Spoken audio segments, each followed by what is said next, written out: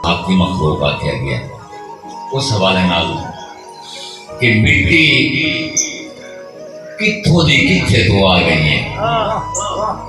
यह गल मैनू समझा मिट्टी। अगर हम शुरू करिए ना कि आई कित्थों है तो फिर काफी टाइम लगता है। मिट्टी कित्थों दी कित्थे तो आ गई है, यह गल मैनू समझा मिट्टी।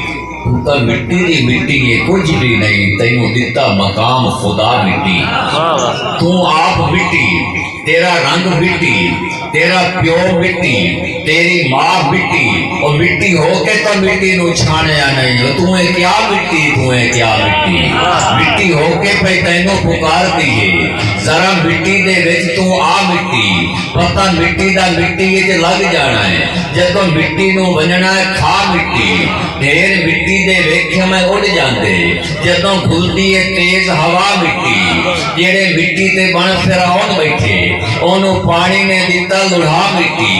जेड़े मिट्टी ते अबरा बन बैठे ओनू पक्षियों ने कीता तबाह मिट्टी। मिट्टी मिट्टी मैं तैनू ते ता मन्ना, लाया है खरीद के सा मिट्टी। मिट्टी रुल गई है, मिट्टी भुल गई है, कल आके क्वालू बला मिट्टी। मिट्टी होके भी जे तो मिटना नहीं, मेरी मन लाए एक सलाह मिट्टी। ओदी बन मिट्टी मिट्टी जिसदी है, ओनू अपना लाए बना मिट्टी। बात मिट्टी ता मिट्टी नू पूछना ही नहीं। अगे रक्सी फुल बिछा मिट्टी, और तो मिट्टी भी सोने दी बन जाना है। कमली वाले चकीती निगाह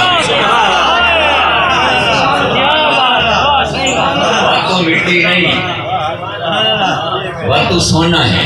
जिथे सोने मुहम्मद का नाम आवे तू चुम के अखी ते ला मिट्टी, तो मिट्टी भी सोने दी बन जाना। कमली वाले चकीती निगाह मिट्टी।